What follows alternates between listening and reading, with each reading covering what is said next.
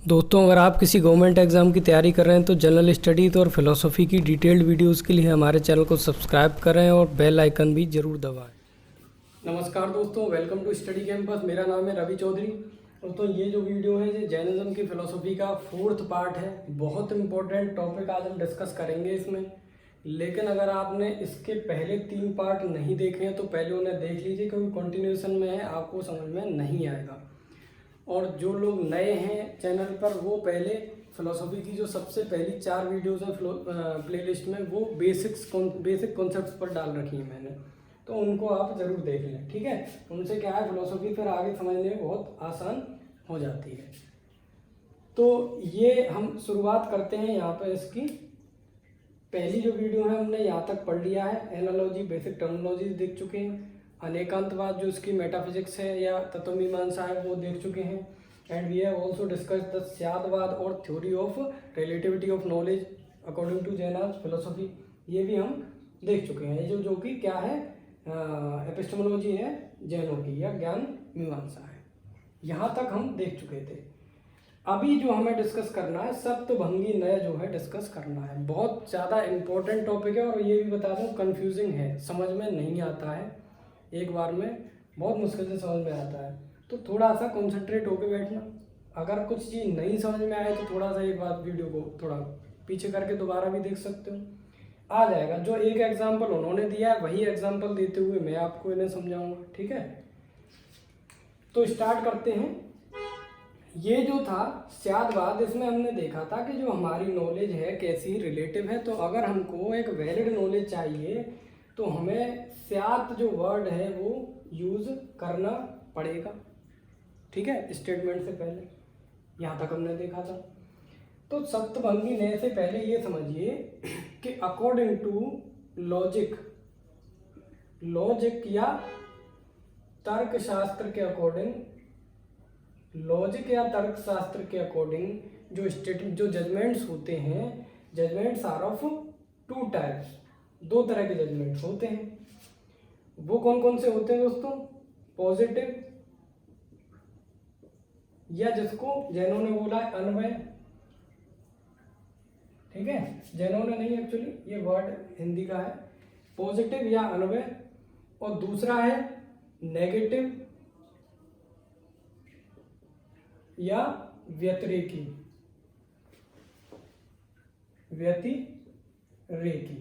VYATIREKI।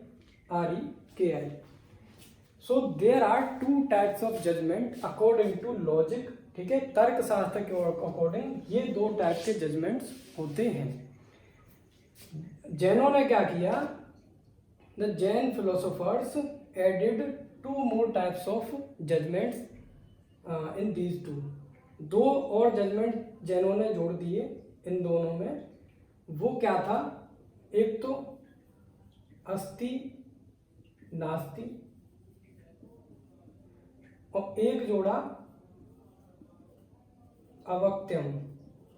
ठीक है, अस्ति नास्ति को आप ऐसे समझिए, ये जो है पॉजिटिव या अन्वय, इसको जैनों ने जो वर्ड दिया है वो अस्ति, याद रखना आप। ठीक है, और ये जो नेगेटिव जजमेंट है इसके लिए उन्होंने जो वर्ड दिया है वो दिया है नास्ति। ये 2 वर्ड याद रखना। तो जब इन दोनों को एक साथ लिया है तो इन्होंने एक नया जजमेंट दे दिया, अस्ति नास्ति। एंड जो 4th जो जजमेंट है वो है अवक्त्यम। अवक्त्यम का मतलब है यहाँ पर दोस्तों इनडिस्क्राइबेबल। ठीक है, इनडिस्क्राइबेबल, जिसको डिस्क्राइब न किया जा सके। ठीक है, ये आपको यहाँ तक समझ में आया होगा कि जो तर्कशास्त्र रिकॉर्डिंग 2 जजमेंट थे, इन्होंने कितने कर दिए यहाँ पर, 4, ये 2 नए जोड़ दिए। फिर इन्होंने क्या किया कि इन चारों को मिला के आगे देखेंगे कैसे, 3 और नए बना दिए। ठीक है, तो ये इन्होंने कितने और जोड़ दिए, 3 और जोड़ दिए। तो टोटल अब कितने हो गए, 7 हो गए। सो नाउ दिस बिकम सप्तभंगी न्याय और थ्योरी ऑफ 7 फोल्डेड जजमेंट। ठीक है, क्या कहते हैं इसको, इसी को थ्योरी ऑफ 7 फोल्डेड जजमेंट्स। ठीक है, क्यों कहते हैं सेवन फोल्डेड, आपको समझ में आ गया होगा, क्योंकि ये कितने टाइप के जजमेंट्स बताते हैं, 7 तरह के जजमेंट बताते हैं। ये तो हमने समझा इसका मीनिंग। अब इसके आगे समझिए कि मीनिंग के आगे वो 7 तरह के जजमेंट्स कौन कौन से हैं और क्या हैं, ये समझने की कोशिश करते हैं। ये ध्यान रखना आपके इनके जो ये 7 तरह के जजमेंट्स होंगे जब हम पढ़ेंगे, तो इन्हीं 7 जजमेंट से इनकी अनेकांतवाद निकल कर आती है, मतलब इनकी जो मेटाफिजिक्स है वो आती है मीनिंगनेस ऑफ रियलिटी वाली बात आती है। ठीक है, तो 7 पहले जजमेंट्स में यहाँ पर आपको लिखता हूँ, उसके हिसाब से आप देखिए। पहला जो होगा, कोई भी स्टेटमेंट हम लिखते हैं तो उससे, हाँ एक चीज़ और इन्होंने करी कि एक तो 7 बना दिए और उन 7 जजमेंट्स को भी उनका एक रिलेटिव कैरेक्टर शो करने के लिए इन्होंने कौन सा वर्ड जोड़ दिया, स्यात। ये एक काम इन्होंने और किया। ठीक है, सो जेनार्ड added the word syat before all the 7 types of judgement to show the relative character of the judgement. उनका रिलेटिव एक सापेक्ष कैरेक्टर दिखाने के लिए उन्होंने स्यात वर्ड का यूज और कर दिया। तो पहला जो जजमेंट होगा वो होगा स्यात् अस्ति। ठीक है, ये पॉजिटिव हो गया। दूसरा होगा स्यात् नास्ति। तीसरा जो दोस्तों होगा वो क्या होगा, स्यात्, मैंने बताया था उन दोनों को मिला देंगे, स्यात् अस्ति नास्ति। चौथा जो होगा वो क्या होगा, स्यात् अवक्त्यम। अब पांचवा कैसे बनाएंगे, पहले वाले को और चौथे को जोड़कर बना देंगे पांचवा, यानी स्यात् अस्ति अवक्त्यम। छठवा होगा कौन सा, इसको और इसको जोड़कर बनाएंगे, यानी स्यात् नास्ति अवक्त्यम। और जो 7वां और लास्ट जजमेंट होगा वो पहले को और 5वें को जोड़कर बनाया जाए, सॉरी पहले को हाँ इनको जोड़कर बनाया जाएगा, यानी स्यात् अस्ति नास्ति अवक्त्यम। ठीक है, अब इनको मैं समझाता हूँ आपको एक एक करके, ध्यान से समझते रहना, कॉन्सेंट्रेट होकर, नहीं तो समझ में देखो नहीं आएंगे, मुश्किल से आते हैं। ये 7 तरह के जजमेंट आप देख रहे हो, इतनी परमुटेशन कॉम्बिनेशन इसके बनेंगे, उसके हिसाब से इन्होंने 7 बना के तैयार कर दिए। तो पहले इनका एक सिंपल मीनिंग समझ लीजिए। स्यात् अस्ति का मतलब क्या है, दैट स्यात् का मतलब क्या है, रिलेटिवली। अब अस्ति यानी पॉजिटिव स्टेटमेंट है, तो पॉजिटिव जजमेंट, पॉजिटिव का क्या होगा, relatively a thing is real, a thing is, ठीक है, रियल। तो पहला क्या है, relatively a thing is real. दूसरा जो दोस्तों क्या होगा, यहां पर ये रिलेटिवली आएगा, ये नेगेटिव है, तो relatively a thing is not real या अनरियल। ठीक है, relatively a thing is unreal. तीसरा जो आएगा वो आएगा relatively a thing is real and unreal. चौथा आएगा relatively a thing is indescribable.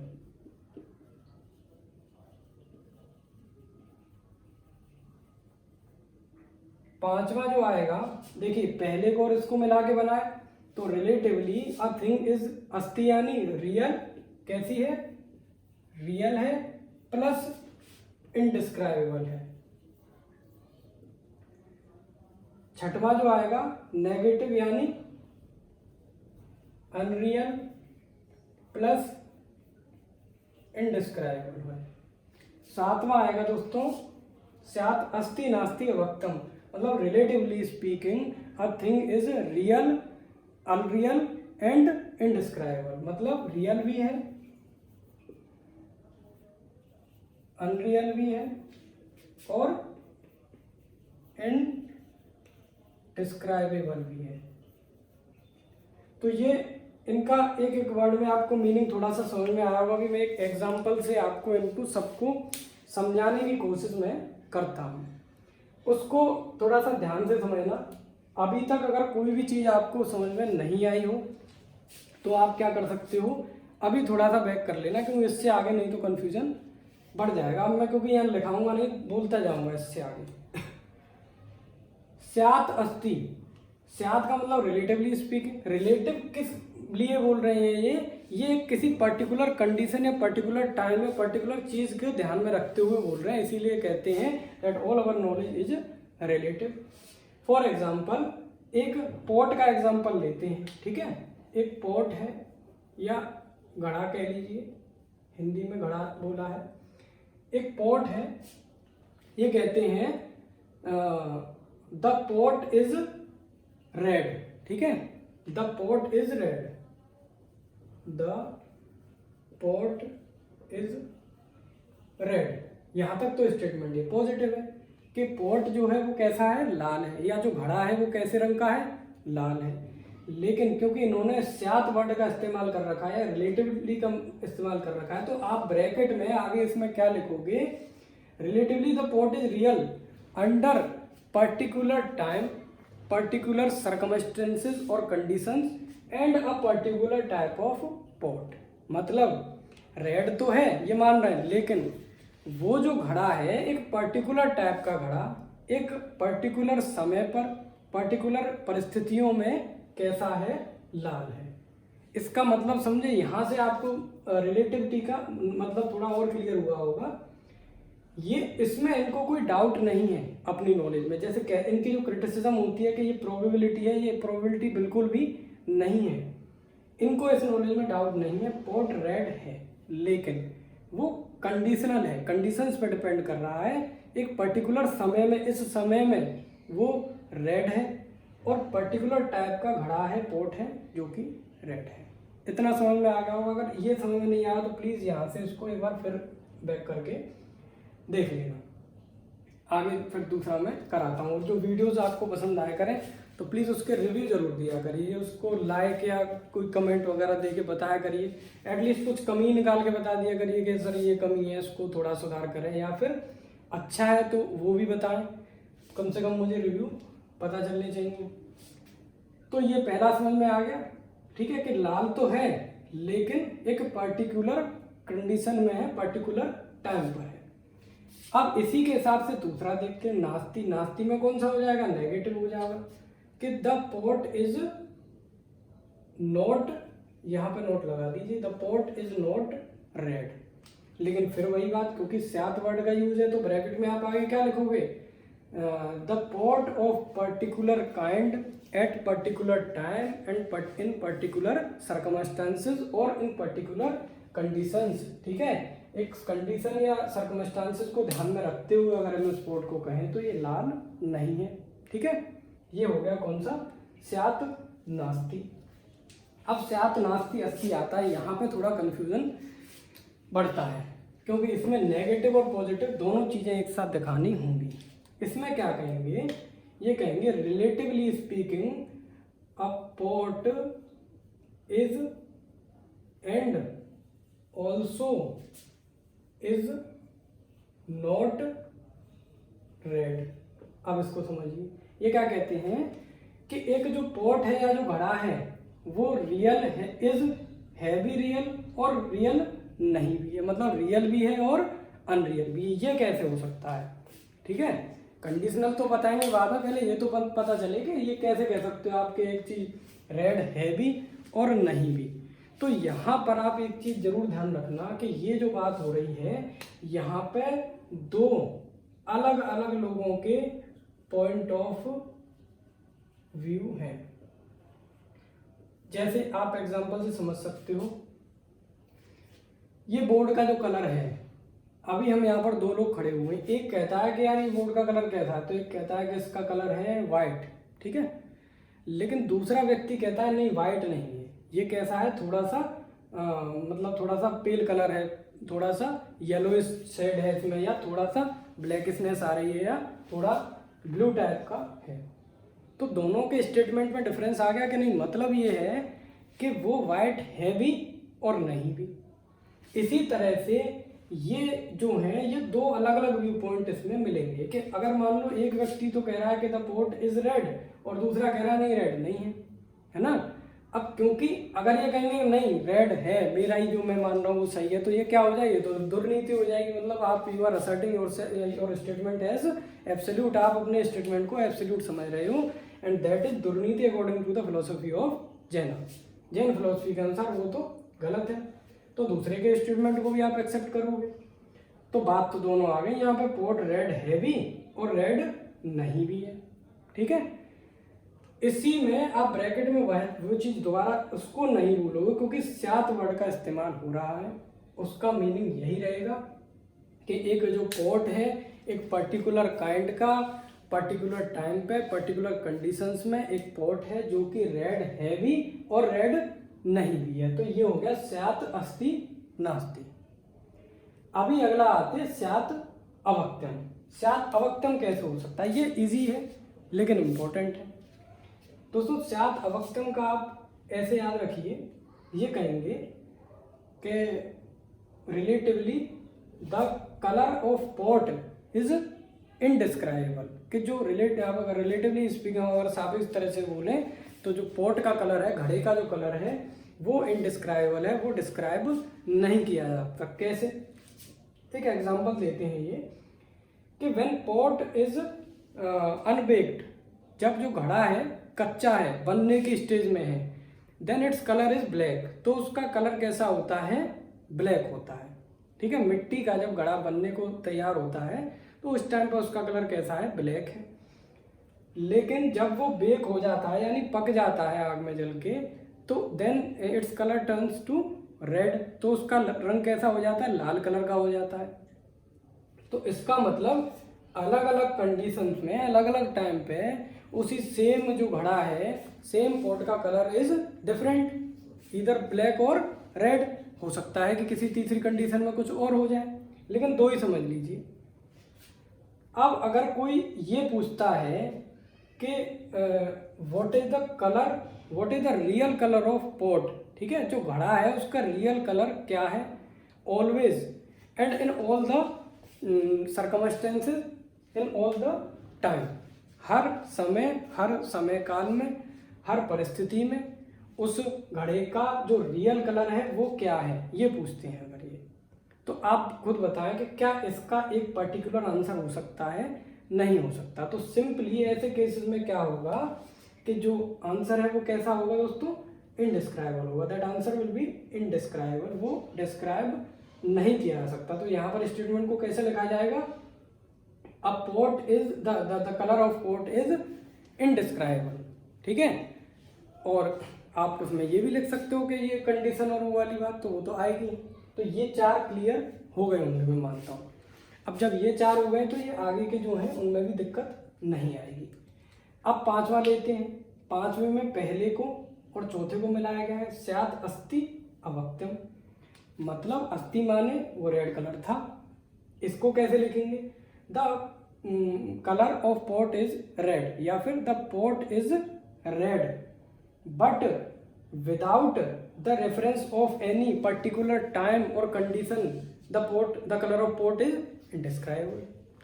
That means उसका क्या मतलब हुआ कि पोर्ट का कलर, घड़े का कलर कैसा है? रेड है।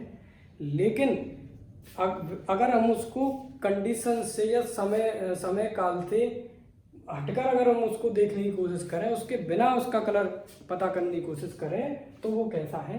इनडिस्क्राइबल है। ये दोनों स्टेटमेंट में ला लिए, ठीक है। ऐसे ही इसको देखते हैं छठवें को। यहाँ पर नेगेटिव आ जाएगा, तो colour of pot is not red but if we take into account this colour without reference to any point of time और conditions, then it is indescribable. हालांकि जो कलर है पोर्ट का वो कैसा है? रेड नहीं है। लेकिन अगर आप इसको कंडीशन से या समय से अलग हट के देखते हैं तो ये दोस्तों कैसा है? इनडिस्क्राइबल है। इसी तरह से इस वाले को और इसको मिला के ये बनता है स्यात् अस्ति नास्ति अवक्त्यम। दैट मीन्स कि ये वाले जब दो व्यू पॉइंट आ जाएंगे कि relatively a pot is and also is not red, red है भी और रेड नहीं भी है। But if you try to answer this without taking into account the point of time and the circumstances and the particular type of pot, then it is indescribable। ठीक है, तो pot का colour red है भी और नहीं भी, लेकिन अगर आप उसको समय से या जो कंडीशंस हैं उनसे अलग रख कर देखते हो तो दोस्तों वो कैसा हो जाता है, इंडिस्क्राइबल हो जाता है। तो ये थी सप्तभंगी न्याय या theory of seven folded judgment. अब मैं आशा करता हूँ कि आपको समझ में जरूर आया होगा। देखिए यही एग्जाम्पल याद रखना, यही एग्जाम्पल आप लिख के आ सकते हो एग्जाम में, और ये इम्पोर्टेंट भी है। अच्छा, इसमें एक चीज़ और, कभी कभी क्या होता है कि जब मैं टॉपिक शुरू करता हूँ तो मुझे याद होता है कि मुझे और भी चीज़ें करानी है, लेकिन मैं भूल जाता हूँ। तो जो चीज़ मैं भूल जाया करूँ वो आप याद दिला सकते हो, ठीक है, लेकिन सिलेबस के अकॉर्डिंग होनी चाहिए, क्योंकि सारी चीज़ें तो हमें ना मैं पढ़ा भी सकता हूँ ना हमें पढ़नी होती है। फॉर एग्जांपल एरिस्टोटल की बात करें, कांट की, पता नहीं उन्होंने कहाँ कहाँ कितनी कितनी फिलोसफी दे रखी, बहुत बड़े विद्वान थे।